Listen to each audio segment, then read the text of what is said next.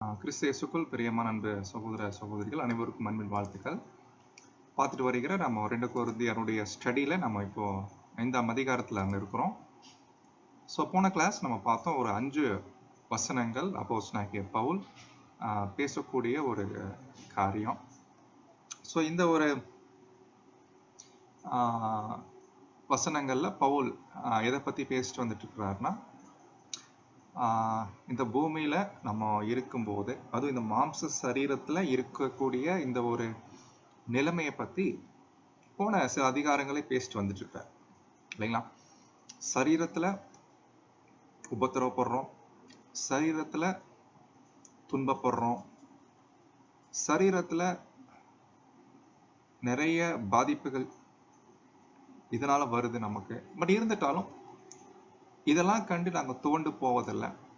ஏன்னா எங்களுக்குள்ள இருக்கக்கூடிய அந்த புது சிருஷ்டி, உள்ளான மனிதன், அது நாளுக்கு நாள் அது புதிதாக்கப்படுகிறது என்பதை உணர முடியுது எங்களால். ஆனா இப்படிப்பட்ட வெளியிருந்து வரக்கூடிய தாக்குதல்கள், பாதிப்புகள் இதெல்லாமே சரீரத்துக்கு மட்டுமே ஒழிய, இதனுடைய பாதிப்புகளால சரீரம் அழிவை நோக்கி அது போயிட்டு இருக்கிறதுனால கவலைப்படுறது இல்லை. ஏன்னா எங்களுடைய புது சிருஷ்டி, உள்ளான மனிதன், அது நாளுக்கு நாள் புதிதாக்கப்படுகிறது. அப்போ இது எல்லாமே அன்பானவர்களே உணர்வு, நம்முடைய உணர்வு அப்படி இருக்குது. இது நம்ம லைஃப்ல இது உணரணும். எப்போதுமே நமக்கு 2 நேச்சர், 2 விதமான சுபாவம் நமக்குள்ள இருக்குது. அது உடைய டிஃப்ரென்ஸ் புரிஞ்சுக்க நம்ம ட்ரை பண்ணணும். அது புரிஞ்சக்கூடியவங்களா இருக்கணும். 2க்கும் டிஃப்ரென்ஸ் பார்க்கணும். எது புதிய சுபாவம், எது பழைய சுபாவம். என்னுடைய திங்கிங், என்னுடைய திட்டங்கள், பிளான், அநேக யோசனைகள், நான் செய்யக்கூடிய காரியங்கள், இதெல்லாம் நான் புதிய சுபாவத்தின் படி பண்றேன்னா இல்ல பழைய சுபாவம் எனக்கு எடுத்து கொடுக்குதா அப்படின்னு அந்த சுபாவ வேற்றுமையை புரிந்து கொள்ளக்கூடியவங்களா காணப்படும். இது அனுதின வாழ்க்கையில இது நம்ம எல்லாரும் அந்த ஒரு நிலையை நம்ம எட்ட வேண்டியது அவசியமா இருக்கு. அப்படி இருக்கும்போது நமக்குள்ள 2 சுபாவம் இருக்குன்னா ஆமா இல்லைங்களா.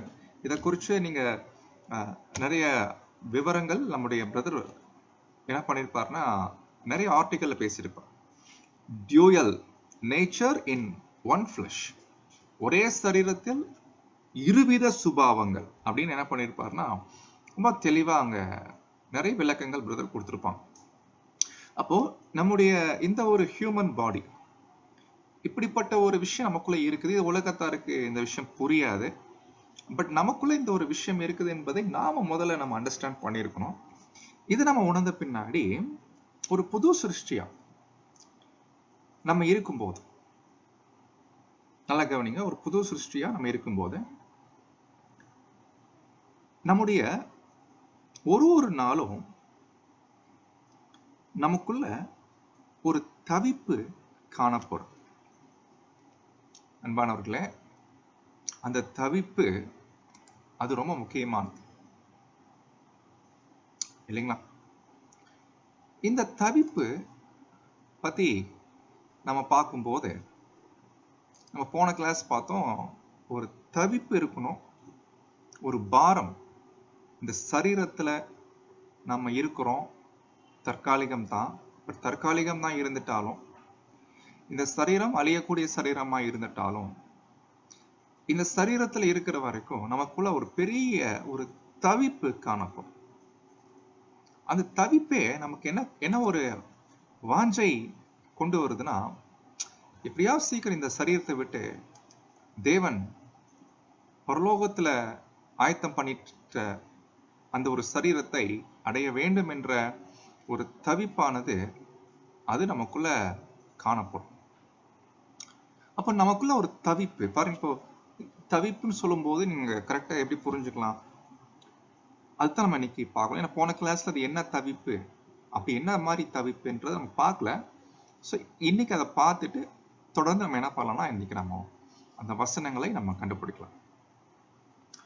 ஸோ அதனால அன்பானவர்களே, அந்த தவிப்பு, இங்கிலீஷ்ல the groan. நமக்கு எல்லாருக்கும் ஒரு வசனம் ஞாபகம் நினைக்கிறேன். சர்வ சிருஷ்டியும் பிரசவ வேதனை படுகிறது, தவித்து பிரசவ வேதனை படுகிறது. அப்போ உலகத்தின் ஜனங்கள் எல்லாருக்குள்ளயுமே ஒரு தவிப்பு இருக்குது. ஆனா அது என்ன பண்றதுன்னு தெரியாம அவங்க இருக்கிறாங்க. பட் இது உலகத்தின் ஜனங்களுடைய தவிப்பு பத்தி அவன் பார்க்கல. ஒரு புது சிருஷ்டியா இருக்கக்கூடிய நாம் இந்த சரீரத்தை குறித்ததான ஒரு தவிப்பு நமக்கு ரொம்ப முக்கியமா இருக்கு. அன்பானவர்களே, இந்த தவிப்பு நம்ம ஏதோ படிக்கிறோம் கேட்கிறோன்றதுனால இந்த தவிப்பு எனக்குள்ள இருக்குன்னு நம்ம சொல்ல முடியாது. இது படிச்சு தெரிஞ்சுக்கலாம், ஓ இப்படி ஒரு தவிப்பு இருக்குது, கேட்டு தெரிஞ்சுக்கலாம். ஆனா உண்மையிலே இந்த தவிப்பு நமக்குள்ள இருக்குதா? ஏன்னா இந்த சரீரத்துல இருக்கும்போது எனக்கு அந்த மாதிரிலாம் ஒண்ணும் இல்லைங்க பிரதர், நல்லா நார்மலா இருக்கு அப்படின்ற மாதிரி ஒரு எண்ணம் இருந்துச்சுன்னா அது கொஞ்சம் கஷ்டம் தான்.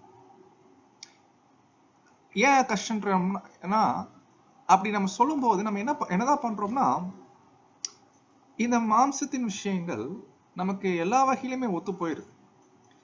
இந்த மாம்சத்தின் காரியங்கள்ல எந்த பிரச்சனையும் நமக்கு இல்லை, அதனால தவிப்பு வர்றதுக்கு வாய்ப்பே இல்லை. இந்த மாதிரி நம்ம இருக்கும்போது அது உண்மையிலே பார்த்தீங்கன்னா அது நமக்கு ஒரு பெரிய ஒரு பாதிப்பு தான். அதனால தான் இந்த தவிப்பு என்பது அது ரொம்ப ரொம்ப முக்கியமா இருக்கு. பட் முதல்ல தவிப்புனா என்ன அப்படின்னு நம்ம தெளிவா பார்க்க வேண்டியது அது கொஞ்சம் அவசியமாக காணப்படுது. அன்பானவர்களே, நம்ம எல்லாருக்கும் தெரியும் இந்த தவிப்பு பத்தி நம்ம பார்க்கும்போது அப்போஸ்தலனாகிய பவுல் எதை மீன் பண்ணி சொல்லியிருப்பார், என்ன மாதிரியான தவிப்பை பத்தி பேசியிருப்பார். இங்க அவர் டைரக்டா பேசல, ஆனா நம்ம என்ன புரிஞ்சுக்கிறோம்னா இதுக்கு நம்முடைய சகோதரர் நிறைய மூத்த சகோதரர் விளக்கம் கொடுத்துருக்காங்க. அதுல இருந்து ஒரு விஷயம் புரிஞ்சுக்க முடியுது, அது என்ன மாதிரியான தவிப்பு. ஏன்னா தவிப்புன்னு சொல்லும் போது எல்லாரும் மனுஷன் வாழ்க்கையிலுமே காணப்படுது இல்லைங்களா? ஆனா அந்த மாதிரி ஒரு தவிப்பானா அது நம்ம கண்டுபிடிக்கும். பட் இது என்ன மாதிரி தவிப்பு? ஒரு புது சிருஷ்டியா நமக்கு அங்க இருக்கு. ஒரு துக்கம், ஒரு வகையான ஒரு வேதனை, ஒரு கடினமான ஒரு நிலை, ஒரு மனநிலை. அது நமக்கு பிடிக்கிறது இல்லை. அதை நினைச்சாலே ஒரு முறுமுறுப்பு தான் வருது. என்ன இது இப்படி இருக்குது அப்படின்ற ஒரு நிலைப்பாடு. இது என்ன மாதிரியான ஒரு உணர்வு என்று கேட்டீங்கன்னா, இதை பத்தி நம்முடைய சகோதரர் அங்க சொல்லும் போது இது கண்டிப்பா இது என்ன மாதிரியான ஒரு தவிப்பா இருக்க வாய்ப்பு இருக்கு என்று கேட்டீங்கன்னா, அன்பானவர்களே, ஒரு புது சிருஷ்டி இந்த சரீரத்தை குறித்ததான ஒரு தவிப்பு, இந்த தவிப்பு பத்தி அப்போஸ்தலனாகிய பவுல் ரோமர் நிருபத்திலே பேசியிருக்கிறார். நம்ம எல்லாருக்கும் பரிச்சயமான வசனம், ரோமர் 8ஆம் அதிகாரம் 23. அதுவும் அல்லாமல் ஆவியின் முதற் பலன்களை பெற்ற நாமும் கூட நம்முடைய சரீர மீட்பாகிய, அதாவது எந்த சரீர மீட்புனா பரலோகத்துல கர்த்தரோடு கூட அந்த ஒரு புத்திர சுவிகாரம் வருகிறதுக்கு காத்திருந்து நமக்குள்ளே தவிக்கிறோம்.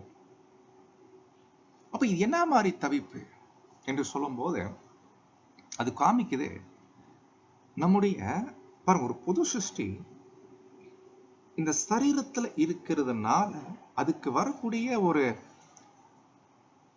தவிப்பு, அதாவது ஒரு என்ன சொல்லலாம்னா ஒரு அன்கம்ஃபர்டபுளான ஒரு நிலை. ஒன்றும் இல்லைங்க, நீங்கள் ஒரு லாங் ட்ராவல் பண்ணுறதுக்கு ஒரு புக் பண்ணுறீங்க, பஸ் புக் பண்ணுறீங்க, நல்ல ஒரு சீட் கிடைக்கும்னு புக் பண்ணுறீங்க. ஆனால் புக் பண்ணிட்டு கன்ஃபார்ம் ஆயிடுச்சு. அதுக்கப்புறம் ட்ராவல் பண்ணும்போது அந்த பஸ் ஏறுறீங்க, சீட்டை பார்த்தீங்கன்னா சீட்டில் ஏகப்பட்ட மூட்டை பூச்சி இருக்குது. அப்புறம் அந்த சீட் ஒரு கம்ஃபர்டபுளாகவே இல்லை. ரொம்ப எதிர்பார்த்து ஏறுறோம், ஆனா அந்த சீட்ல ரொம்ப கஷ்டமாயிட்டு அந்த நைட்டு தூங்கவே முடியல. எப்படா ரீச் ஆகும் அப்படின்ற ஒரு தவிப்பு இந்த நைட்டு வரும் இல்லைங்களா? இதுதான் அந்த தவிப்பு என்ற வார்த்தைக்கு ஒரு அர்த்தம். அந்த மாதிரி இந்த சரீரத்துல எதை நினைத்து ஒரு தேவனுடைய பிள்ளைகள் தவிக்கிறாங்க? இதனாலேயே இந்த பூமிக்குரிய இந்த சரீரத்தை அவங்க வெறுத்து தள்ளுவாங்க.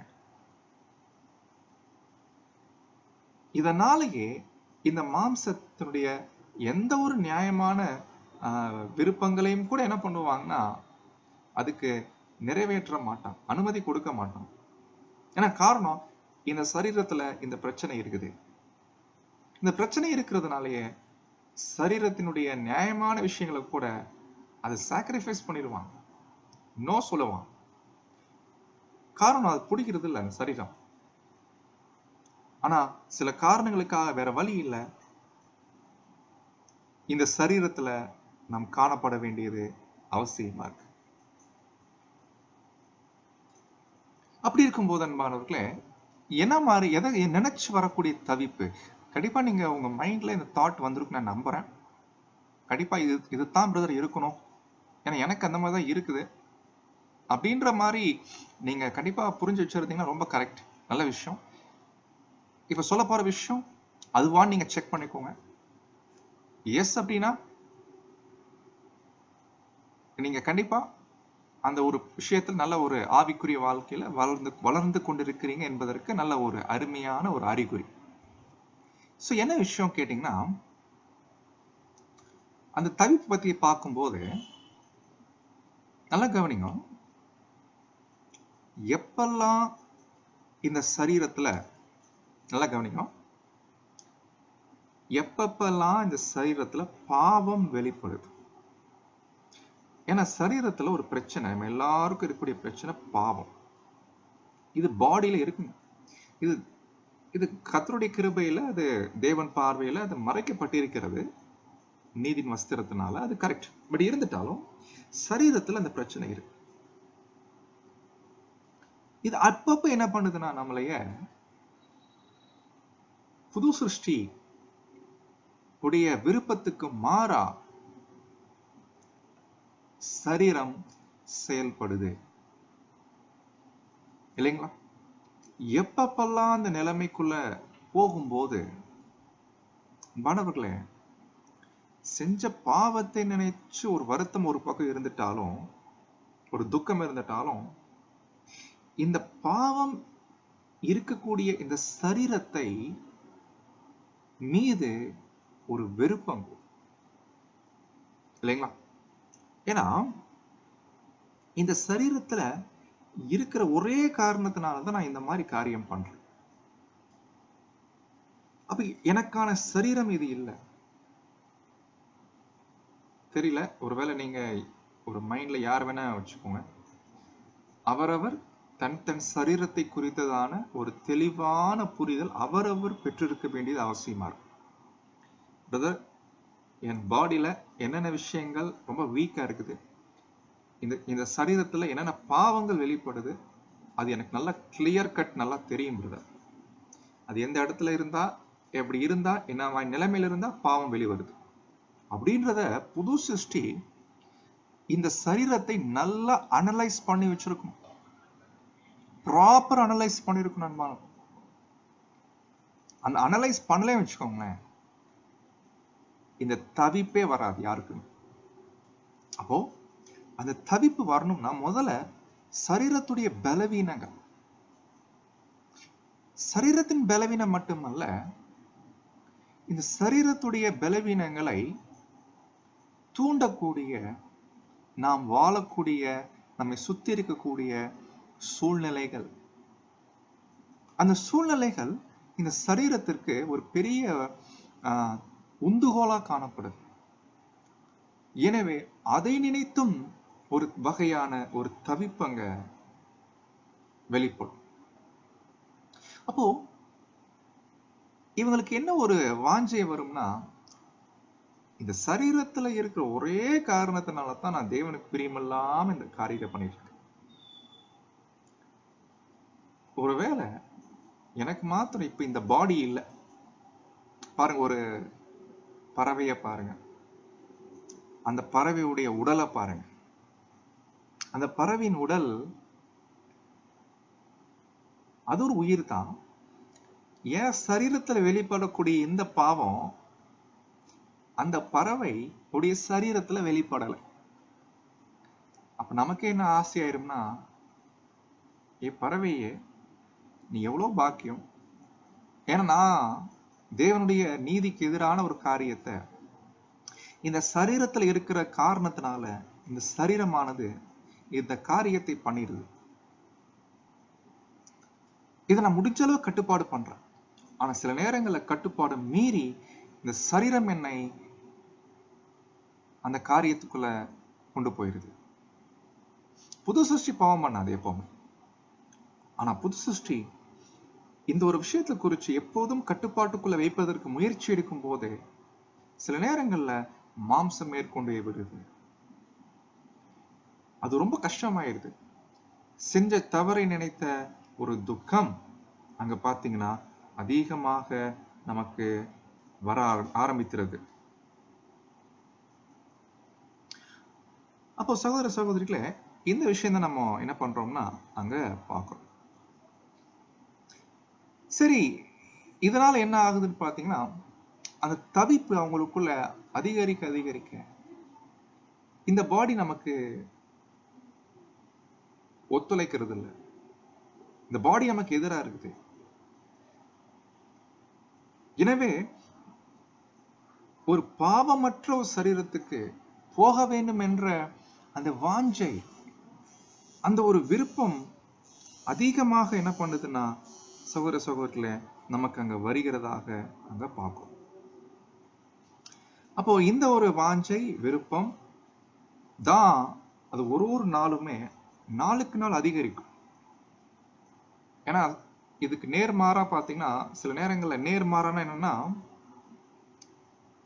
உலகத்தின் ஜனங்களுக்கு பாத்தீங்கன்னா இந்த ஒரு ஆரம்பத்துல பாவங்கள் செய்யும் போது ஒரு குறுகுறுக்கும், உள்ளம் வந்து இப்படி குறுகுறுக்கும்.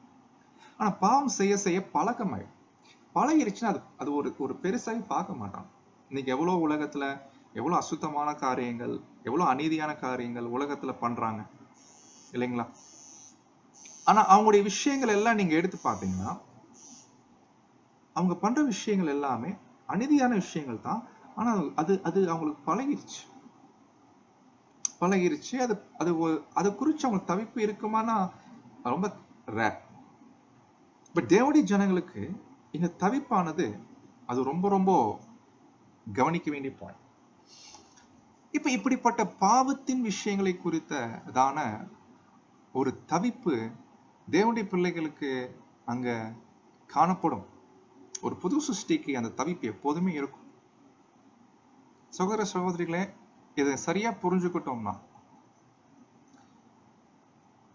இதன் மத்தியில தான் இப்படிப்பட்ட சரீரத்துல தான் நம்ம இருந்து இந்த சரீரத்தில் நாம் நிறைவேற்ற வேண்டிய தேவனுடைய ஊழியங்களை, தேவனுடைய சித்தத்தை நாம் நிறைவேற்றுவதில் கவனம் காமிக்கும். தொடர்ந்து புது சிருஷ்டி இந்த மாம்சத்தை தன் கட்டுப்பாட்டுக்குள் கொண்டு வருவதற்கான பிரயாசத்தை ஒருபோதும் என்ன பண்ணாதுன்னா அது கைவிடாது. விழுந்தாலும் எழுந்திருப்பாங்க. அப்படின்னா என்ன அர்த்தம்? ஒருபோதும் இந்த சரீரத்தை கட்டுப்படுத்துற விஷயத்துல ஒரு காலும் விட்டு கொடுக்காது.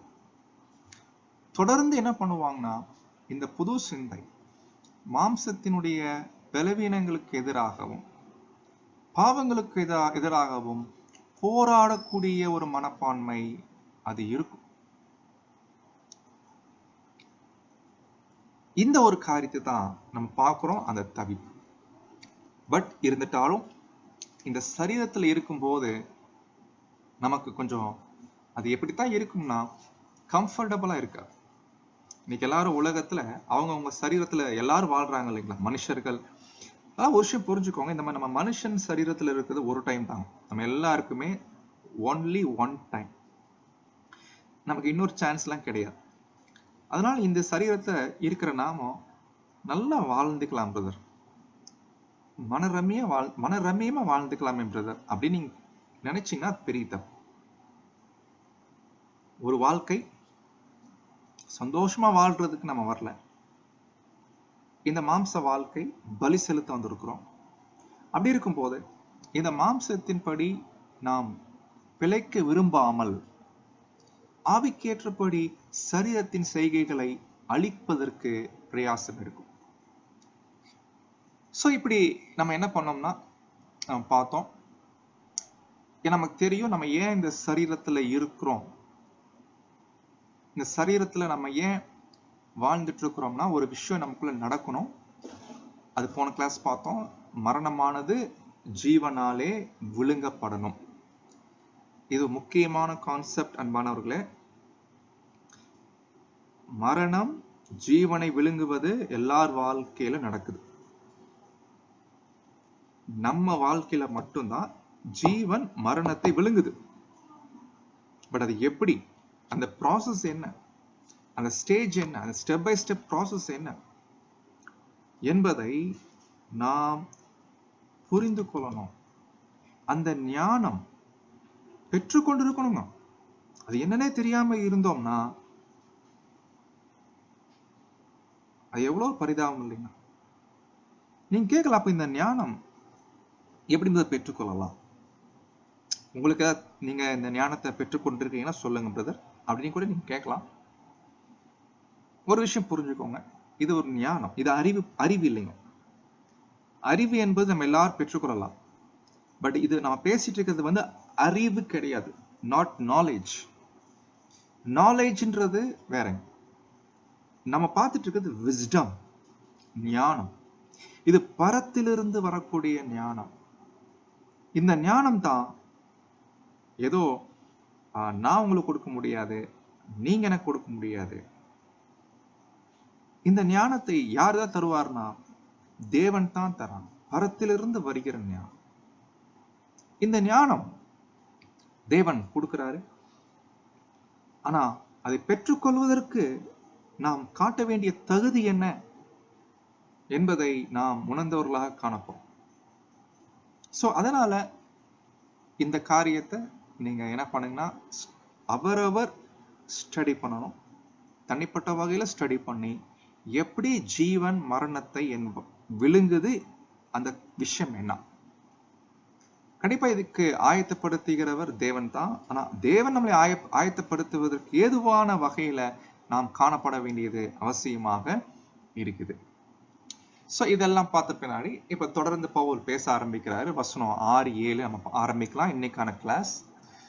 6-7 இங்கிலீஷ்ல எப்படி வருதுன்னா தலைகீழா வருது. 7ஆம் வசனம் தான் 6ஆம் வசனமா இங்கிலீஷ்ல வருது. 6ஆம் வசனத்தை 7ஆம் வசனமா போட்டிருக்கிறாங்க இங்கிலீஷ்ல. ஆக்சுவலி அதான் கரெக்ட். சோ நம்ம என்ன பண்ணலாம், அந்த மாதிரி நம்ம படிக்கலாம் இங்கிலீஷ்ல இருக்கிற மாதிரியே. இப்ப படிக்க வேண்டிய வசனம் 7ஆம் வசனம் தமிழ்ல. இதுதான் 6ஆம் வசனமாக வர வேண்டியது. பாருங்க, இந்த தேகத்தில் குடியிருக்கையில்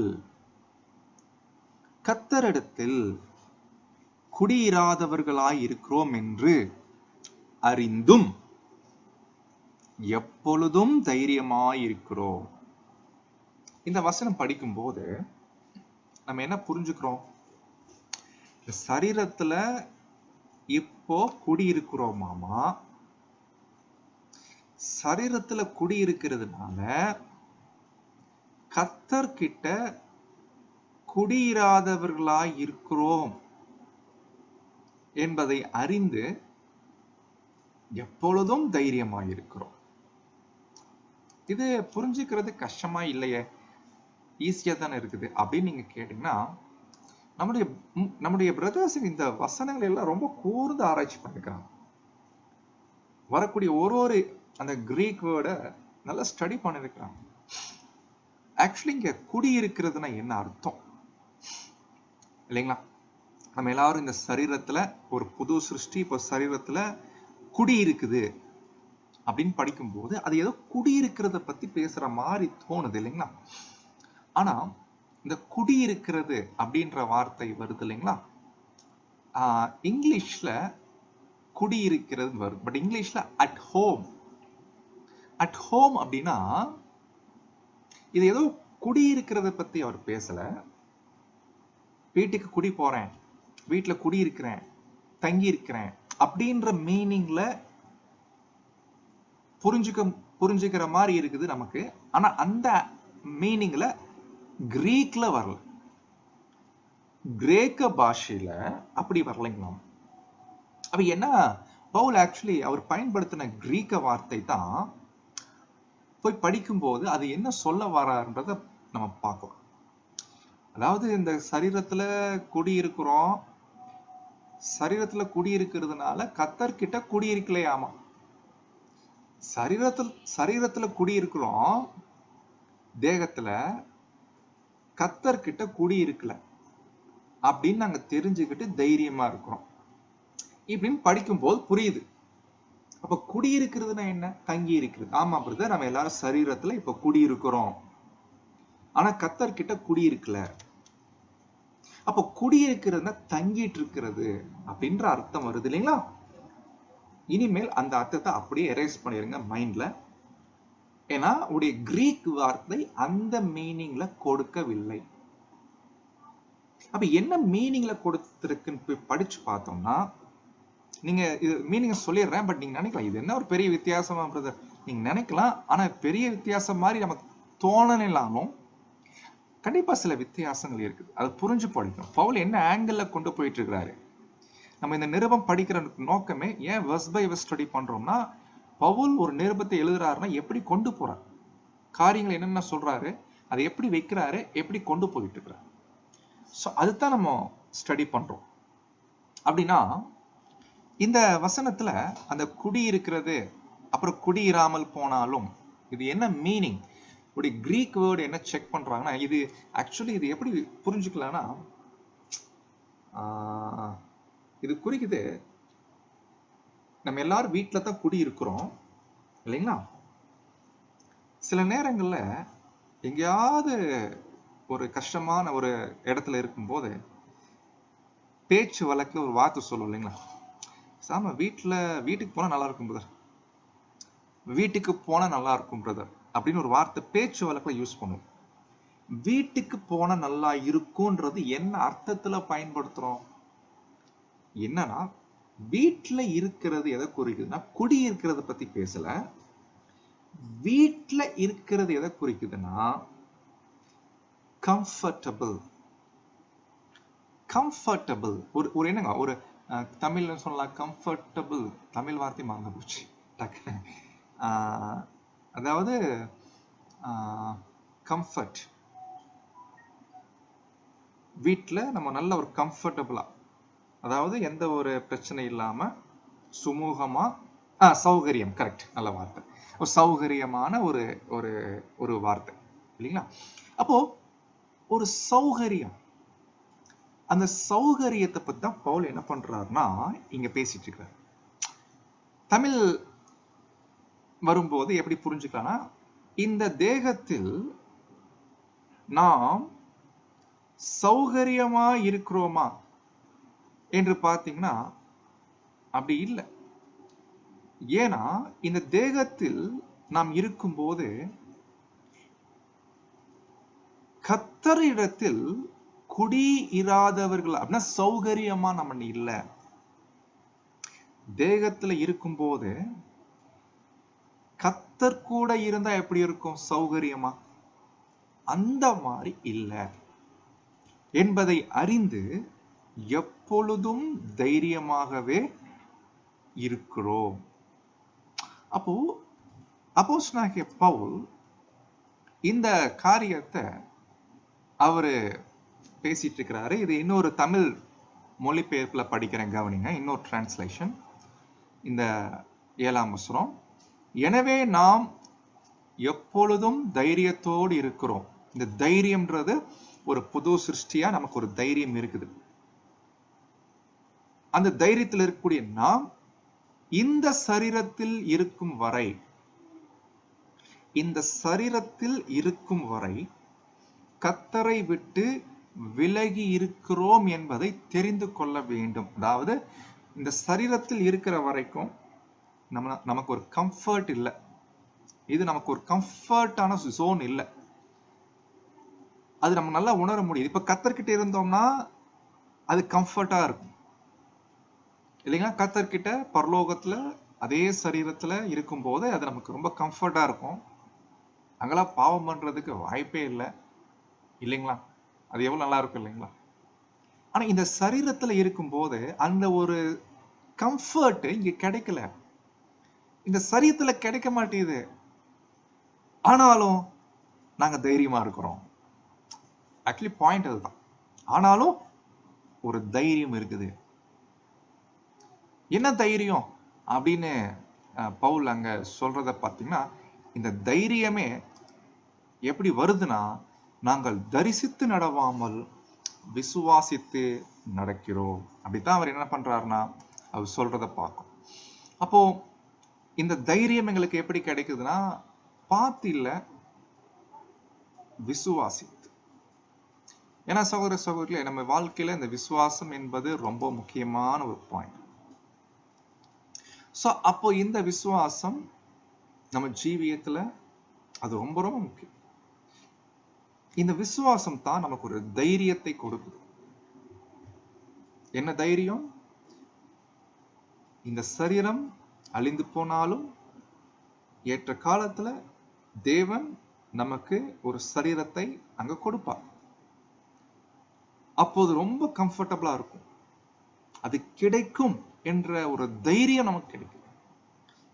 அதனால இப்ப இருக்கிற இந்த சரீரம் நமக்கு ஒரு சௌகரியமா இல்ல பிரதர், கர்த்தர்கிட்ட இருக்கிற மாதிரி இல்ல பிரதர் அப்படி சொல்றோம் இல்லைங்களா? கர்த்தர்கிட்ட இருந்தா எப்படி இருக்கும்?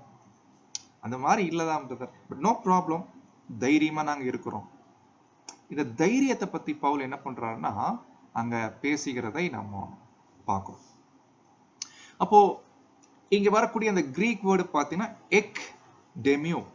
இந்த எக் டெமியோ வார்த்தை என்னன்னா ஒரு டிஸ்கம்ஃபர்ட், அதாவது ஒரு ஒரு அன்ஈஸியா ஃபீல் பண்றோம் சொல்லுவாங்களா பேச்சு வழக்கு, ஒரு அன்ஈஸியா இருக்கு பிரதர், ரொம்ப கஷ்டமாயிட்டு இருக்குது, ஒரு நம்மளுடைய இது ரொம்ப கம்ஃபர்டபுளாவே இல்லை, அசௌகரியமா இருக்குது அப்படி சொல்லுவோம் இல்லைங்களா? அந்த ஒரு விஷயம் நம்ம பார்க்கணும்.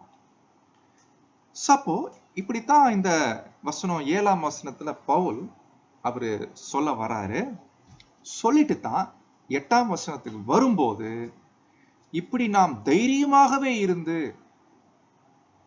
அப்படின்னா அன்கம்ஃபர்டபுள் தான், கஷ்டமா தான் இருக்குது, அன்ஈஸியா இருக்குது, பட் இருந்துட்டாலும் தைரியமாகவே இருந்து, அந்த தைரியம் நமக்கு என்ன கொடுக்குதாமா, இந்த தேகத்தை விட்டு குடி போகவும் கர்த்தரிடத்தில் குடி இருக்கவும் அதிகமாய் விரும்புகிறோம். அப்படின்னு அர்த்தம்னா இங்கேயும் சேம் அந்த ஒரு கிரீக் வேர்டு படிக்கிறோம், கர்த்தர்கிட்ட குடி இருக்கணும். இப்படி அர்த்தம் என்ன? அங்க கம்ஃபர்டபுள் அதிகம் ஜாஸ்தி, அங்க ரொம்ப கம்ஃபர்டபுளா இருக்கும், அங்க அந்த கம்ஃபர்டபுள் ஜோனுக்கு போகணும் அப்படின்ற ஒரு வாஞ்சை அதிகமாகுது இந்த தேகத்துல இருக்கும்போது. இந்த தேகத்துல இருக்கும் போதே இப்படிப்பட்ட வாஞ்சை எப்படி வருதுன்னு கேட்டீங்கன்னா அது காரணம் அந்த தைரியம். சரி, இப்ப நம்ம என்ன பண்ணோம்னா, இந்த சரீரத்துல இருக்கிறது எனக்கு கொஞ்சம் அன்கம்ஃபர்டபுளா இருக்கு பிரதர் அப்படின்னு நீங்க எல்லாரும் ஃபீல் பண்றீங்களா? இது ஃபர்ஸ்ட் விஷயம். கம்ஃபர்டபுளா இல்ல, ரொம்ப அசௌகரியமா இருக்குது, கர்த்தர்கிட்ட இருந்தா எப்படி இருக்கும், அந்த கம்ஃபர்டபுள் இந்த சரீரத்துல இல்ல என்ற உணர்வு நமக்கு எல்லாருக்கும் இருக்குதா? அந்த அன்கம்ஃபர்டபுள்ன்றது வேற ஒண்ணும் இல்ல. எதனால அன்கம்ஃபர்டபுள், எதனால அசௌகரியம் கேட்டீங்கன்னா இந்த சரீரத்துல இருக்கக்கூடிய இந்த பிரச்சனைனால வரக்கூடிய தவிப்பு. அப்ப இந்த தவிப்பு தான் நமக்கு என்ன கொடுக்குதுன்னா ஒரு அன்கம்ஃபர்டபுள். சோ இதுதான் நம்ம என்ன பண்றோம்னா அப்போஸ்தலனாகிய பவுல் அங்க சொல்றத படிக்கிறோம். சரி பிரதர், அப்போ சரீரத்துல இப்படிப்பட்ட தவிப்பு நமக்குள்ள இருக்கணும், இந்த சரீரத்துல இருக்கிறது நல்ல கம்ஃபர்டபுளா இருக்குங்க அப்படி நம்ம நினைக்க கூடாது. உண்மையில என்ன நினைப்பு வரணும்னா அன்கம்ஃபர்டபுளா இருக்கு பிரதர், அப்படித்தான் தினமும் வரணும். அது வருதா இல்லையான்னு செக் பண்ணிக்கோங்க. ஒண்ணு, இந்த சரீரத்துல நம்ம இருக்கும்போது இப்படிப்பட்ட அன்கம்ஃபர்டபுளா ஃபீல் பண்ணும்போது, அந்த தவிப்பு உணரும் போது இல்லைங்களா, கண்டிப்பா உலகத்தாருக்கு இந்த உணர்வு வராது. ஏன்னா அவங்க இந்த உலகத்தை பார்த்தீங்கன்னா சந்தோஷமா வாழத்தான் ட்ரை பண்றாங்க, மாம்சத்தை திருப்திப்படுத்தத்தான் ட்ரை பண்ணிட்டு இருக்கிறாங்க, வாழ்ந்துட்டு இருக்கிறாங்க. மாம்சத்தை எந்த வகையில திருப்தி பண்ணுமோ அப்படித்தான் அவங்க வாழ்க்கை போயிட்டு இருக்குது. பட் நம்ம விஷயத்துல நமக்கு இந்த சரீரத்தில் இருக்கிறது ஒரு அன்கம்ஃபர்டபுளா இருக்கிறதுனால சரீரத்தினுடைய விஷயங்கள் காரியங்களுக்கு திருப்திப்படுத்துவதில் நம்ம விருப்பம் கொண்டிருக்க மாட்டோம். மாறாக நமக்கு ஒரு தைரியம் கிடைக்கும். என்ன தைரியம்னா, இது முக்கியமான பாயிண்ட். பொதுவா எல்லாம் சோர்ந்து போயிடுவாங்க இந்த மாதிரி நிலைமையை பார்க்கும்போது. ஆனா புது சிருஷ்டிகளுக்கு ஒரு தைரியம் இருக்கும். எப்படிங்கிறத சரீரத்தில் இவ்வளவு பிரச்சனையை வச்சுக்கிட்டு ஒரு புது சிருஷ்டிக்கு தைரியம் எப்படி கிடைக்குது? கண்டிப்பா கிடைக்கும். அவங்க தான் புது சிருஷ்டி. அவங்க இதை குறித்து கவலைப்பட மாட்டாங்க.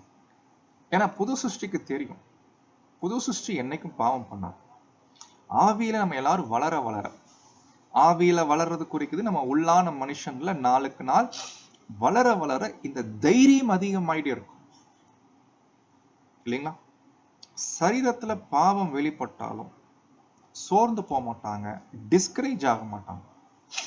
அவங்க தைரியமாகவே இருப்பாங்க. எப்பொழுதும் தைரியமாவே இருக்கிறோம். ஏன்னா எனக்கு கன்ஃபார்ம் தெரியும், இந்த சரீரத்துல இருக்கிற வரைக்கும் எப்படித்தான் எங்களுக்கு இருக்கும்னா, கர்த்தர்கிட்ட எப்படி நாம ஒரு கம்ஃபர்டபுளா இல்லையோ, சரி கர்த்தர்கிட்ட எப்படி கம்ஃபர்டபுளா இருக்கிறோமோ அது மாதிரி இந்த கம்ஃபர்ட் இங்க இருக்காது. இதை அறிந்து நாங்க எப்பொழுதும் தைரியமா தான் இருக்கிறோம். ஸோ நாங்க எதுக்கும் நாங்க விட்டு கொடுக்கறது இல்லை, தைரியம் இருக்குது. அது மட்டுமல்ல, நாங்க கண்டிப்பா கர்த்தர்கிட்ட போவோம், அங்க போய் கம்ஃபர்டபுளா இருப்போம் என்பதை அதிகமாய் நாங்கள் விரும்புகிறோம். இது பவுல் அவருடைய பர்சனல் அனுபவத்தை சொல்றாரு. உண்மையிலே பவுலுக்கு இந்த அனுபவம் நிறைய இருக்குது. ஏன்னா பவுல் ஒரு இடத்துல சொல்றாரு இல்லைங்களா, இந்த சரீரத்துல நான் என்ன விரும்புறேன் என்னால செய்ய முடியல, நான் என்ன விரும்பல செஞ்சறேன்றார். அப்ப நீங்க கேட்கலாம் பவுல் கிட்ட, என்ன பவுல் இந்த விஷயத்த நீங்க செய்யறீங்களா? ஆமாப்பா. விரும்பி செய்யறீங்களா விரும்பாம செய்யறீங்களா? சுத்தமா எனக்கு விருப்பம் இல்லப்பா. சரி, நீங்க செய்யறீங்களே, உங்களுக்கு எப்படி இருக்கு? ரொம்ப கஷ்டமா இருக்கு. யார் என்னை இந்த மரண சரீரத்தினின்று விடுதலையாக்குவோம்? அப்படிதான் பவுலுடைய மென்டாலிட்டி. ஆக்சுவலி இந்த ஃபீலிங் தேவனுடைய பிள்ளைகளுக்கு இருக்கும் அன்பானவர்கள்.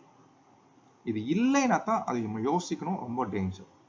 ஓகே, ஸோ இதை நம்ம பார்த்த பின்னாடி பாருங்க, இதை நம்ம எதை பத்தி இந்த தவிப்பு, இந்த ஒரு அன்கம்ஃபர்டபுள்னஸ், இதெல்லாமே இந்த பாவ சரீரம், இந்த பாவத்தின் நிமித்தம் வரக்கூடிய ஒரு வகையான ஒரு தவிப்பு.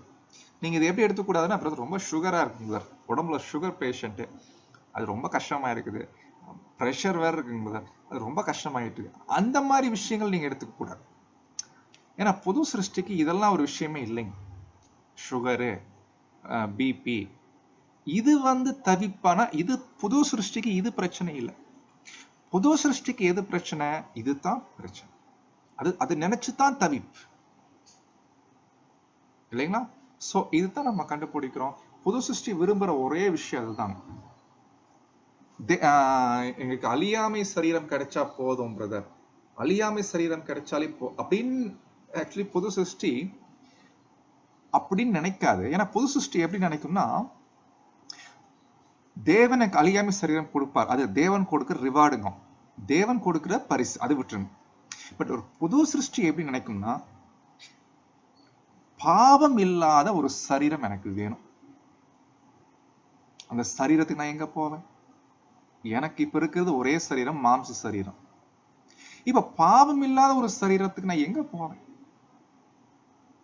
தேடி பார்க்கும்போது பரலோகத்துல தேவன் ஏதோ சரீரம் ரெடி பண்ணிட்டு இருக்காராமா. அப்படிங்களா? அது கிடைச்சா போதுங்க எனக்கு, அதுக்கு மேல கேட்க மாட்டாங்க. அதான் புது சிருஷ்டி. ஆனா புது சிருஷ்டி அல்லாதவங்க எனக்கு எப்படி கேட்பாங்கன்னா, அது என்ன அழியாமைங்களா, அழியாமை அப்படி கேட்பான். ஏன்னா அவங்களுக்கு இருக்கிறதுல பெஸ்ட் டாப்ல எது இருக்கோ அது நமக்கு வேணும், அதை அடையணும்னு ஒரு ஆக்சுவலி புது சிருஷ்டிக்கு அந்த விருப்பம் இல்லைங்க. ஏன்னா கர்த்தர் இயேசுவே பாத்தீங்கன்னா அவர் ஜெபத்துல ஒரு வேண்டுதல் தேவன் கிட்ட வச்சிருப்பார். தேவனே நீங்க எனக்கு முன்னாடி எனக்கு என்ன ஒரு மகிமை இருந்துச்சோ அது கொடுத்தா போதும், அது கொடுங்க எனக்கு. ஏன்னா நான் உங்களைய மகிமைப்படுத்தேன், பூமியில மகிமைப்படுத்திட்டேன், இந்த சரீரத்துல இன்னும் மகிமைப்படுத்துவேன். ஆனா என்ன விஷயம்னா, நான் இந்த சரீரத்தை உலகத்தின் ஜீவனுக்காக கொடுக்க வேண்டி இருக்குது. அதனால இந்த சரீரத்துல நான் தொடர்ந்து என்னால் மகிமைப்படுத்த முடியாது. ஒருவேளை சரீரத்துல எனக்கு இந்த இயேசு கிறிஸ்து பொறுத்த வரைக்கும் பிரச்சனை என்னன்னா, அவர் சரீரத்துல பாவம் அல்ல. அவர் விட்டா இந்த சரீரத்துல இருந்தால் ஓகே, அவர் ரெடி இல்லைங்களா. அவர் கடைசி வரைக்கும் இந்த சரீரத்துல ஹியூமன் பாடியில இருக்க ரெடினாலும் ரெடி. ஆனா அவருக்கு என்ன விஷயம், இந்த சரீரத்தை உலகத்தின் ஜீவனுக்காக ரேன்சம் கொடுக்கணுன்றதுக்காக அவரு அர்ப்பணிச்சிட்டார். அவருக்கு என்ன ஆசைனா, தொடர்ந்து தேவனை நான் மகிமைப்படுத்தணும். அப்ப எனக்கு ஒரு சரீரம் வேணுமே. அப்போ கர்த்தர் கேட்கிறாரு, முன்னாடி ஒரு சரீரம் இருந்துச்சு இல்லைங்களா, நான் பூமிக்கு வர்றதுக்கு முன்னாடி, அது கிடைச்சா கூட ஓகே. இதுதான் தேவனை மகிமைப்படுத்தும்படி எந்த சரீரமா இருந்தாலும் புது சிருஷ்டிக்கு சந்தோஷம். தேவனுடைய பிள்ளைகளுக்கு என் தேவனை மகிமைப்படுத்தும்படியான எந்த விஷயமா இருக்கு. ஏன்னா இந்த பாவ சரீரம் தாங்க தேவன்கிட்ட இருந்து நம்ம பிரிக்குது. அதுதான் ரொம்ப கஷ்டமா இருக்கு. ஒரு பாவம் பண்ணிட்டா அது எவ்வளவு கஷ்டமா இருக்கு. தேவன்கிட்ட இருந்து பிரிக்கக்கூடிய விஷயமா இருக்கு. அது ரொம்ப கஷ்டமா இருக்கு, அன்கம்ஃபர்டபிள். எப்படியா அந்த சரீரத்தை விட்டு கர்த்தர்கிட்ட குடியிருக்கணும் மாதிரி ஒரு சரீரம் இருந்தா நல்லா இருக்கும், தேவனை மகிமைப்படுத்தும். பட் நம்ம எல்லாருக்கும் ஒரு வாக்குத்தத்தம் தேவன் கொடுத்திருக்கிறாரு. என்னன்னா, ஒரு அழியாத சரீரத்தை தேவன் நமக்காக ஆயத்தம் பண்ணிட்டு, அப்படிங்களா. அப்ப அது கிடைச்சா போதுங்களா? ஐயோ பிளீஸ், இப்ப கிடைச்சாலும் நான் ரொம்ப ஹாப்பி பிரதர். எனக்கு ரொம்ப கஷ்டமா இருக்கு இந்த சரீரத்துல. இன்னும் இருக்கிற நாட்கள் எவ்வளவு நாட்கள் தெரியல, எதிர்காலம் பத்தி எனக்கு தெரியல. இப்ப நாளைக்கு நான் என் சரீரத்துல ஒருவேளை ஒரு பாவம் வெளிப்படுதுன்னா அது எனக்கு ரொம்ப கஷ்டமாயிருமே பிரதர். பேசாம இன்னைக்கு நைட்டே எனக்கு தேவன் ஒரு விடுதலை கொடுத்துட்டாங்கன்னா ரொம்ப நல்லது. நான் எப்படியாவது அந்த சரீரத்துக்கு போயிட்டேன்னா அப்படின்ற ஒரு அந்த வாஞ்சை, அது தாங்க ஒரு புது சிருஷ்டிகளுக்கு அங்க இருக்கும். இப்படிப்பட்ட ஒரு புது சிருஷ்டிகளுக்கு தான் தேவன் என்ன பண்றாருன்னா, அழியாத சரீரத்தை என்ன பண்றாருங்களாமா, கிறிஸ்து இயேசுக்குள்ளாக தேவன் அது கொடுக்கிறாரு பெற்றுக்கொள்வதற்கு. சோ அன்பானவர்களே, இதை நாம புரிஞ்சுக்கணும். இதெல்லாம் சொல்லிட்டு தான் 8ஆம் வசனம் வரைக்கும் பேசிட்டு இப்ப பவுல் என்ன பண்றாருன்னா 9ஆம் வசனத்துக்கு வராரு. 9ஆம் வசனத்துக்கு வரும்போது, இதனாலேயே அது நிமித்தம்னா இந்த மாதிரி அன்கம்ஃபர்டபுளா இருக்கு இல்லைங்களா, பயங்கர தவிப்பா இருக்கு இல்லைங்களா, இந்த காரணத்தினாலேயே நாம் சரீரத்தில் இருந்தாலும், அப்படி படிங்க அதான் ஈஸி, சரீரத்துல அன்கம்ஃபர்டபுளா இருந்தாலும், குடி இருந்தாலும் போட்டிருக்கிறாங்க, சரீரத்தில் ஒரு அன்கம்ஃபர்டபுளா இருக்குது. குடி இராமற் போனாலும் இது சம்டைம் இதே சரீரத்துல சில நேரங்கள்ல கம்ஃபர்டபுளா இருக்கும். அது எப்படி கேட்டீங்கன்னா, நம்ம ஊழியங்கள் ஈடுபடும் போது, இந்த சரீரத்துல நம்ம ஊழியங்கள் ஈடுபடும் போது அது நல்லா இருக்கும் இல்லைங்களா.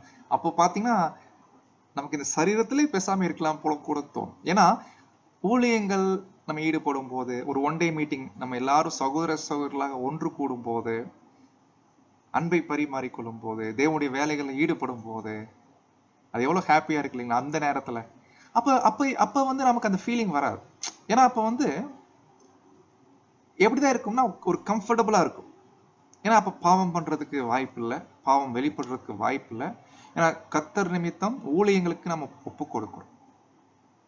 அப்போ இந்த சரீரத்தில் ரெண்டு விஷயமே நமக்கு ஃபீல் ஆகுது. கம்ஃபர்டபுள் இருக்குது சம்டைம், அன்கம்ஃபர்டபுளும் நமக்கு இருக்கு. பட் எப்படி இருந்துட்டாலும் ஒரு புது சிருஷ்டியா அவருக்கு பிரியமானவர்களாக இருக்க நாடுகிறோம். அதுதான் ஊழியத்துல ஈடுபடும் போது தேவனுக்கு பிரியமா இருக்கும் விரும்புறோம். அதே நேரத்துல இந்த மாதிரி அன்கம்ஃபர்டபுள் சூழ்நிலைகள் வரும்போதும் ஒரு தேவனுக்கு பிரியமானவர்களாக இருப்பதற்கு நாம் நாடுகிறோம். இப்படி சொல்லிட்டு அப்போஸ்தலனாகிய பவுல் கடைசியில ஒரு வசனம் பேசுறாரு. இது ரொம்ப இன்ட்ரெஸ்டிங் வசனம். ஏன் பிரதர், இந்த மாதிரி சரீரத்துல ரெண்டு பிரச்சனை, ரெண்டு விதமான நிலைமை காணப்படும். மோஸ்ட்லி அன்கம்ஃபர்டபுள் இருக்குது, நமக்கு புரியுது, அந்த ஃபீலிங் இருக்குது. சில நேரங்கள்ல ஊழியங்கள் ஈடுபடும் போது, எக்லீஷியாக்கு வரும்போது, இப்போ கிளாஸ் கேட்டுட்டு இருக்கிறோம், இந்த நேரத்துல கூட நமக்கு கொஞ்சம் கம்ஃபர்டபுளா இருக்குது. என்ன கம்ஃபர்டபுள்னா, இப்ப பாவம் பண்றதுக்கு வாய்ப்பு இல்லை. இப்ப தேவனுக்கு பிரியமான ஒரு காரியத்தை பண்ணிட்டு இருக்கிறோம் இல்லைங்களா? இப்ப இந்த நேரத்துல தேவனுக்கு பிரியமான ஒரு காரியத்தை நம்ம எல்லாரும் சேர்ந்து பண்ணிட்டு இருக்கிறோம் இல்லைங்களா? அதுவே நமக்கு என்ன கிடைக்குது? ஒரு கம்ஃபர்டபுள்னஸ். இப்படி மாறி மாறி வருதே பிரதர், மாறி மாறி வருதே பிரதர். என்ன இது, எப்படி இது புரிஞ்சுக்கிறது அப்படின்னு கேட்டீங்கன்னா, அப்ப சொல்றாரு பாருங்க 10ஆம் வசனம். ஏனென்றால் சரீரத்தில், இந்த டெம்பரவரி சரீரத்துல அவனவன் செய்த, இந்த செய்த என்ற வார்த்தை கவனிக்க வேண்டிய வார்த்தை. ஏன்னா இந்த வசனத்தை நீங்க ஒரு பெயர் சபை ஜனங்கள் படிக்கிற மாதிரி படிச்சீங்கன்னா அப்படியே ஒரு இமேஜினேஷனுக்குள்ள போவாங்க. இந்த வசனம் அப்படியே ஒரு கற்பனைக்குள்ள கொண்டு போவாங்க. பார்க்கலாம் பெயர் சபை ஜனங்கள் இந்த வசனத்தை எப்படி புரிஞ்சுக்குவாங்க பாருங்க. நம்ம அப்படியே கண்ணு முன்னாடி காமிக்குது இல்லைங்களா? ஏன்னா வசனம் படிச்சா அப்படித்தான் தோணுது. ஏன்னா ஜனங்களுக்கு அப்படித்தான் பார்வை இருக்குது. நம்மளே படிச்சாலும் அந்த மாதிரி தோணுது. நம்ம எல்லாரையும் ஒன்னா கூட்டி நிக்க வச்சு கர்த்தர் இயேசு சிங்காசனத்துல உட்கார்ந்துகிட்டு, அருண் கம் ஹியர், ஆமா நீ என்ன பண்ண சரீரத்துல, நீ ஏன் இந்த மாதிரி செஞ்ச அப்படின்னு ஒவ்வொருத்தரையும் கேட்க வச்சு அப்படின்ற ஒரு இமேஜினேஷன் வருது இல்லைங்களா? ஏன்னா வசனம் படிச்சா அப்படித்தான் இருக்கு. ஆனா புது சிருஷ்டிகளுக்கு இந்த வசனம் அப்படி தெரியாது. ஏன்னா இந்த வசனத்தை எப்படி புரிஞ்சுக்கணும்னா, இந்த சரீரத்தில் அவனவன் செய்தன்ற வார்த்தை இருக்கு இல்லைங்களா? அந்த செய்த என்ற வார்த்தைக்கு என்ன அர்த்தம்னா பிராக்டிஸ். பிராக்டிஸ். என்னைக்காச்சும் ஒரு நாள் டீ சாப்பிடுறது பிராக்டிஸ் இல்ல. டெய்லி நான் டீ சாப்பிடுறேன் பிரதர், அது பிராக்டிஸ். புரிஞ்சுங்களா? அது மாதிரி அவனவன் பிராக்டிஸ் செஞ்சுட்ட, நன்மையா இருக்கட்டும் தீமையா கூட இருக்கட்டும், இதெல்லாம் பிராக்டிஸ்ல இருக்குது. கண்டிப்பா நீங்க எதை பிராக்டிஸ் பண்ணிட்டே இருக்கிறீங்க, ஒரு பலன் இருக்குது, அந்த பலன் கிடைக்கும். ஆனா அது கிடைக்கிறதுக்கு முன்னாடி நம்ம எல்லோரும் இப்ப எங்க இருக்கிறோம்னா, கிறிஸ்துவின் நியாயசனத்திற்கு முன்பாக வெளிப்பட வேண்டும்னா, கற்பனை பண்ற மாதிரி நீங்க எடுத்துக்காதீங்க. பேர் சபை ஜனங்கள் மாதிரி நம்ம எல்லாரும் இப்போ கிறிஸ்துவுடைய நியாயசனத்துல இருக்கிறோம்னா, இப்ப கிறிஸ்து ஆக்சுவலி இப்ப என்ன பண்ணிட்டு இருக்கிறாருன்னா, நம்முடைய கர்த்தர் இயேசுடைய நியாயசனம் நல்லா புரிஞ்சுக்கோங்க. நியாயசனம் என்னன்னா, நிக்க வச்சு கேள்வி கேட்டு ஏன் பண்ண எதுக்கு பண்ண அப்படி இல்லை. இந்த நியாயசனம் என்பது முதல்ல புடமிடுற. நம்ம பார்க்கிறோம் பழைய ஏற்பாட்டுல அவர் லேவியின் புத்திரரை புடமிடுறார் படிக்கிறோம் இல்லைங்களா? சுத்திகரித்து புடமிடுறார். அதுல சில பேர் பொன்னாகவும் சில பேர் வெள்ளியாகவும், சபை திரள் கூட்டம். ஆக்சுவலி இதெல்லாம் கிறிஸ்துவுடைய நியாயசனத்துக்கு முன்னாடி நாம் இப்போ ஒவ்வொருத்தருடைய தனிப்பட்ட வாழ்க்கையில கர்த்தர் நம்மகிட்ட புடமிட்டு கொண்டிருக்கிறார். பட் இதன் மத்தியில நம்ம என்ன பண்றோம், இதன் மத்தியில நாம என்ன செஞ்சுட்டு இருக்கிறோம் என்பது அது ரொம்ப முக்கியமான பாயிண்ட். ஏன்னா அன்பானவர்களே, இந்த புடமிடக்கூடிய இந்த விஷயத்தை நம்ம பார்க்கும்போது நம்ம என்ன புரிஞ்சுக்கலாம்னா, தினமும் சுய பரிசோதனை செய்யணும். நம்ம எல்லாரும் கர்த்தருடைய அந்த ஒரு ட்ரையல்னா புரியுது இல்லைன்னா, சோதனை புடமிடக்கூடிய விஷயம் இருக்குது. அவருக்கு முன்னாடி இருக்குது. தினமும் அவர் நம்ம ரெடி பண்ணிட்டு இருக்கிறாரு. ஒரு பக்கம் புடமிட்டு கொண்டிருக்கிறாரு. அதே போல நம்ம ஒருவேளை ஒரு விஷயத்தை தீமை தொடர்ந்து பிராக்டிஸ் பண்ணிட்டு இருக்கிறோம்னா டக்குன்னு என்ன பண்றாருன்னா அதுக்கு ஒரு சிக்ஷை கொடுக்கிறாரு. ஸோ ஒரு பக்கம் அவர் ட்ரையல் பண்ணிட்டு இருக்கிறார். ஆனா ட்ரையல் பண்ணி பண்ணி பண்ணி கண்டிப்பா ஒரு ஃபைனல் ஜட்ஜ்மெண்ட் இருக்கும் இல்லைங்க, கடைசி ஒரு தீர்ப்பு, பலன், தக்க பலன். அந்த தக்க பலன் என்பது ஒண்ணு சபை, இல்ல திரள் கூட்டம், இல்ல 2ஆம் வாரம். இதுதான் அந்த தக்க பலன். ஓகேங்களா? பட் அந்த பலன் அடையிறதுக்கு முன்னாடி அந்த பலனை கொடுக்கிறது என்னவோ கர்த்தர் தான். அவர் வெறும் பலன் மட்டும் கொடுக்கிறது இல்ல, இப்போ நம்ம ஆயத்தம் பண்ணவும் செஞ்சுட்டு இருக்கிறார். பாருங்க, 2ஆம் வாரத்துக்கு போறவரை கூட கர்த்தர் இயேசு சும்மா விடுறது இல்லை, என்னமோ பாயிண்ட் போன விடுறது இல்லை. அவருக்கும் வேண்டிய சில புத்தி, ஒரு எச்சரிப்பு. ஃபார் எக்ஸாம்பிள், நீங்க யூதாஸ் காரியத்துல நீங்க தெரியும், அவர் இயேசு கிறிஸ்து பலமுறை அவரை காப்பாத்துறதுக்கு ட்ரை பண்ணார், அந்த காரியத்தை செய்யாதபடி. அவருக்கு நிறைய உணர்த்தினார், சொல்லி கூட காமிச்சார். ஆண்டவரே நானா கேட்கும்போது ஆமா நீதான்ட்டார். இப்படிலாம் இந்த லெவலுக்கும் அவர் என்ன பண்றாருன்னா அந்த புடமிடுதல் அவர் பண்ணிட்டு இருக்கார். அப்போ கிறிஸ்துவின் நியாயசனம் என்பது நம்ம 2 வகையில புரிஞ்சுக்கணும். ஒண்ணு, இப்போ எல்லாருக்கும் அந்த ட்ரையல் போயிட்டு இருக்குது. கண்டிப்பா ரிசல்ட் கர்த்தர் இயேசு கொடுப்பார் ஃபைனலா. அது நம்முடைய மரணத்துல நமக்கு தெரியும். பட் இந்த ஒரு சோதனை மத்தியில கிறிஸ்துவின் நியாயசனத்துக்கு முன்னாடி நம்ம நிக்கிற நாம் எப்படிப்பட்டவங்களா காணப்படணும்? நம்முடைய சரீரத்தில் நாம் எதை பிராக்டிஸ் பண்ணிட்டு இருக்கோம்? அவரவர் தன் சரீரத்துல நம்ம எதை பிராக்டிஸ் பண்றோம்? நன்மை அதிகமா பண்றோம்னா அந்த நன்மைக்கு எதுவான பலன் கிடைக்கும். இல்ல தீமை தான் அதிகமா பிராக்டிஸ் ஆயிட்டு இருக்கு பிரதர்னா அதுக்கும் பலன் கிடைக்கும். ஆனா இந்த 2 விஷயங்கள் கர்த்தர் இயேசு என்ன பண்றாரு, நமக்கு வேண்டிய சிக்ஷை, தேவையான போதனை, கண்டிப்பு, எல்லா வகையிலுமே என்ன பண்றாருன்னா நமக்கு உதவி செய்யறதாக பார்ப்போம். அதனாலதான் கர்த்தர் இயேசு நமக்காக பரிந்து பேசுகிற வேலை கூட பண்றாரு. இந்த நியாயஸ்தானத்தில் அவரு நியாயாதிபதி மட்டும் இல்லைங்க, பரிந்து பேசுகிறவராகவும் நமக்கு இருக்கிறார். ஆனா இப்படி எல்லாம் பண்ணிட்டு எல்லாம் முடிச்ச பின்னாடி கடைசியில ஃபைனலா ஜட்ஜ்மெண்ட்டும் அது கொடுத்துறதாக பார்க்கிறோம். அப்போ இந்த ஒரு தற்காலிக வாழ்க்கையில நமக்கு நிறைய சிக்ஷைகள் வருது அப்படின்னா அது கண்டிப்பா கர்த்தர் காரணம் இல்லாம அனுமதி. நம்ம எபிரேயர் 12ஆம் அதிகாரத்துல படிக்கிறோம் இல்லைங்களா, 3-13 வரைக்கும் இந்த சம்பவங்கள் எல்லாம் நமக்கு நீங்க வாய்ப்பு இருந்தா நீங்க படிச்சு பாருங்க. அப்போ இதுதான் பேசுது. இப்படி இருக்கிறதுனால சரீரத்தில் அவனவன் செய்தன்ற வார்த்தைக்கு பிராக்டிஸ், நன்மைக்காவது தீமைக்காவது, ஏன்னா 2மே நம்ம வாழ்க்கையில இருக்குது. அப்போ நம்ம ஃபோக்கஸ் என்ன? இதெல்லாம் உணர்றது மட்டும் இல்ல, ஒரு புது சிருஷ்டி தன் சரீரத்துடைய பாவங்களை உணர்வது மட்டுமல்ல, அதற்கு எதிராக போராடுவதும், ஒருவேளை விழுந்தாலும் மறுபடியும் எந்திரிச்சு நின்று அதை எதிர்த்து போராடக்கூடிய அந்த ஒரு விஷயத்தையும் கர்த்தர் பார்க்கிறார், அதுக்கு என்கரேஜ் பண்றார், நம்மளை தொடர்ந்து என்ன பண்றாருன்னா ஊக்குவிக்க. இதெல்லாம் நன்மை. ஆனா அதே நேரத்துல தீமை பழக்கிட்டு இருந்தோம்னா, அன்பானவர்களே, தொடர்ந்து நாம் எதிர்த்து போராட வேண்டியது அவசியம். தீமைன்றது வேற ஒன்றும் இல்லைங்க, பாவம் தான்.